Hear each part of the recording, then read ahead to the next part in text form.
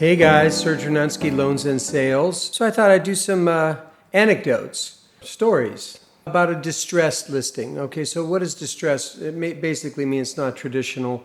It was a fixer and it was in distress. Why was it in distress? It was in Malibu.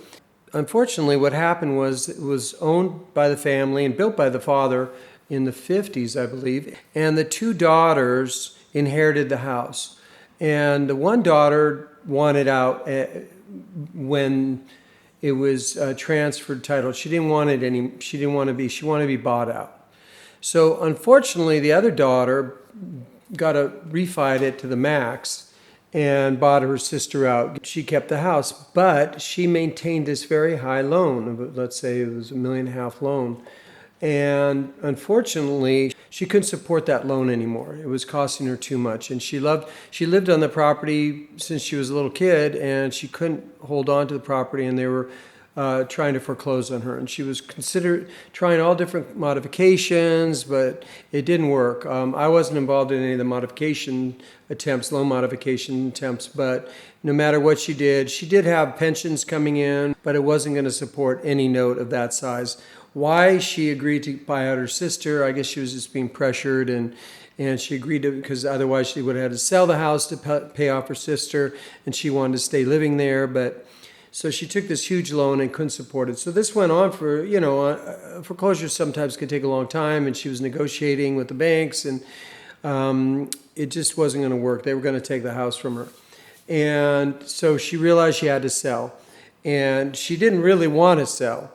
But she did have equity. A lot of people get in that position where they have a lot of equity, but there's the loan that they're servicing on, they can't maintain the loan. So let's say you have even a $3 million property and you have a $1.5 million loan, and you're not earning enough income, because that's a huge, plus paying property tax and everything, that's a huge nut. And if you're a fixed income pension, that's a tough thing to pay on. You'd have to sell. You can take the equity and still, let's say, another $1.5 million in equity. So you could still come away with really on top. And that's also why a loan modification doesn't work, because they're looking at all that equity and they're saying, well, why should we modify our loan down to 2% or something when you have all this equity and you could just sell and buy us out? So that's kind of what's happening in the loan modification world right now. The lenders are like, well, just sell your house and give us our money back. And loan modifications were only working when things were upside down. I was, I think, the sixth agent to come on this deal, because she really didn't want to sell. So she was always she'd get everybody out there and everybody looking at it. And even though offers were coming in, she would never accept the offers. It was going back and forth, and these can get into real legal hell. I was showing the house, very difficult to show, because it was needed a huge amount of maintenance, because I don't think it had been maintained since the 1950s. Price was reflective of that it was a fixer, but even the developers coming through were not thrilled. Plus, in Malibu you have now I don't know what they're doing after these most recent Pacific Palisades fires, but Coastal Commission to get through. Developing in Malibu is really not easy, and this is only this is a few years ago. So a lot of times as an agent, you're getting into this situation where the seller is very emotional about the property. They don't really want to sell. They're being forced to sell. They're not happy about it. They really just want the mortgage to go away and let them live there comfortably. Unfortunately, a lot of times that doesn't happen, because the general plan is you get a 30-year mortgage and then you pay it off after 30. You own the house free and clear, and you just pay property tax and insurance on a very low rate when you first bought it, and you live out your life happily in a fully paid for house.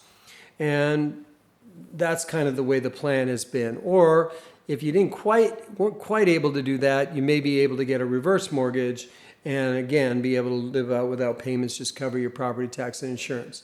She was couldn't qualify for either of those. Well, obviously not the first, but she couldn't qualify for a reverse because it was too high. The math didn't work out. She wasn't quite old enough. Reverses are they're based on all the longevity tables. So it just didn't work out. Anyway, so I got offers. It was very difficult to get offers in, and I was courting courting buyers, doing numerous open houses, which she normally on open houses as agents, we like the sellers to leave.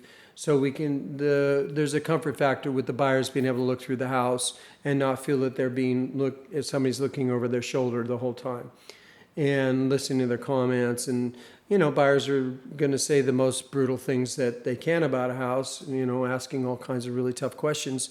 And agents, I'm used to that, so no problem. But sometimes a seller would be offended, could easily be offended. Well, why would they put the door to the kitchen here? This is stupid. That's something the buyer would say, and the seller might be offended by that.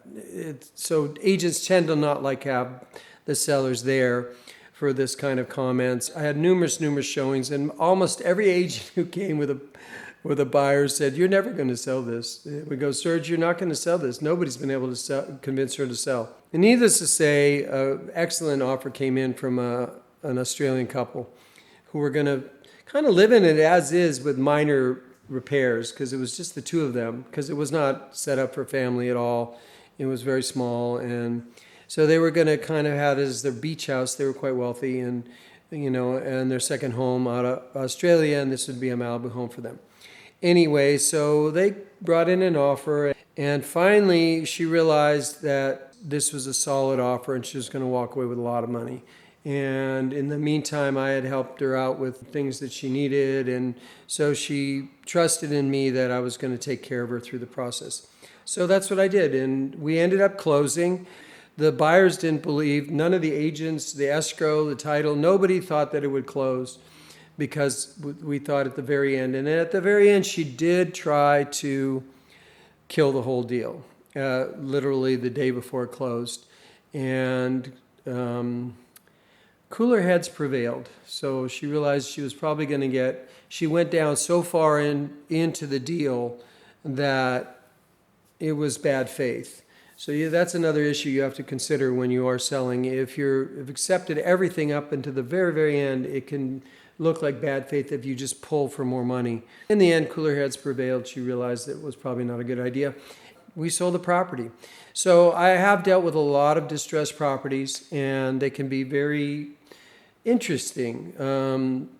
But the objective always with an agent is to get the highest value you can for the property in the quickest amount of time, not drag this out, jump off cliffs just to get a deal to close. But at the same time, you don't want to make it unnecessarily difficult.